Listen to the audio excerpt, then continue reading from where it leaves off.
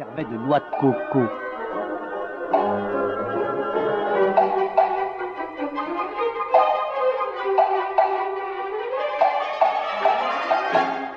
Mais un jour, Joe se lassa de jouer et il décida de courir les aventures. D'abord, il grimpa sur un arbre.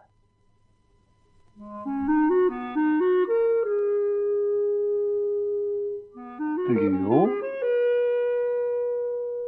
plus haut, toujours plus haut.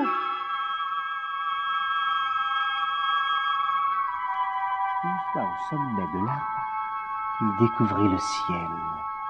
Un ciel bleu comme il n'en avait jamais vu, car il faisait toujours sombre en bas dans la jungle profonde. Ensuite, il découvrit un océan tout vert, comme il n'en avait jamais vu. Et là, se dit Joe, le monde est plus vaste que je ne pensais. Je me demande à quoi il ressemble, de l'autre côté du ciel et de la mer. J'aimerais bien le savoir.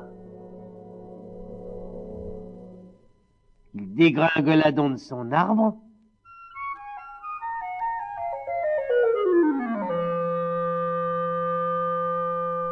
Et interrogea les autres animaux. Mais eux non plus ne savaient pas. Eh bien, dit l'éléphant, la seule chose à faire, c'est de construire un bateau et d'aller voir ça nous-mêmes. Il se mit donc à déraciner des arbres. Avec ses dents aiguës, le crocodile scia des arbres pour en faire des planches. En guise de marteau, les singes prirent des noix de coco.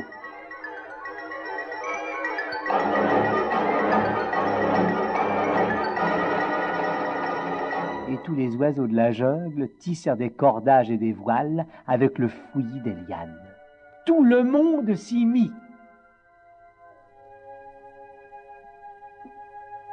Et quand le soleil revint le lendemain, il fut bien surpris de découvrir un grand bateau tout construit et prêt à prendre la mer. Tous à bord, cria Joe, qui s'était nommé capitaine. Tous à bord! Et n'oubliez pas que désormais, il faut m'appeler commandant Joe. Allons, tous les animaux, rejoignez le bateau!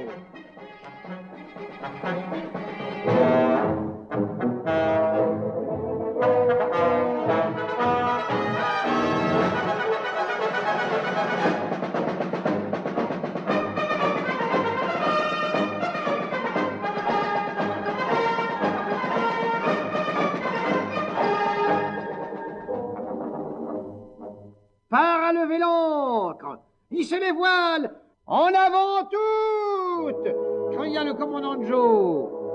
Et les voici partis.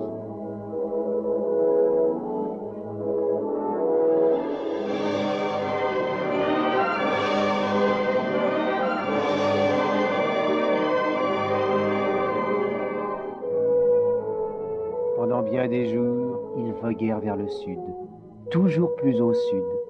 Il faisait de plus en plus froid. Il voguait toujours, et il grelottait. Mais un jour... Terre! Cria le commandant Joe. Et avant même d'avoir pu se cramponner, crac! Le bateau venait de heurter une île longue et toute noire. En avant! Cria le rhinocéros. Allons à terre pour y faire du feu. J'ai froid. Et il bondit sur l'île, suivi de tous les autres.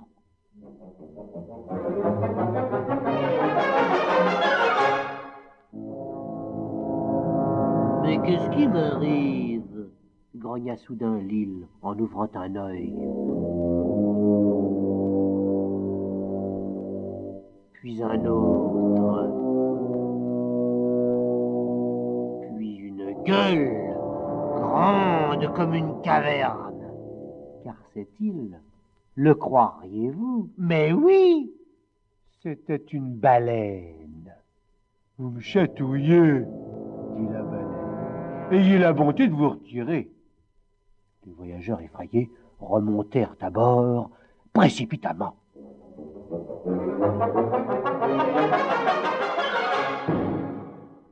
Et reprirent leur route.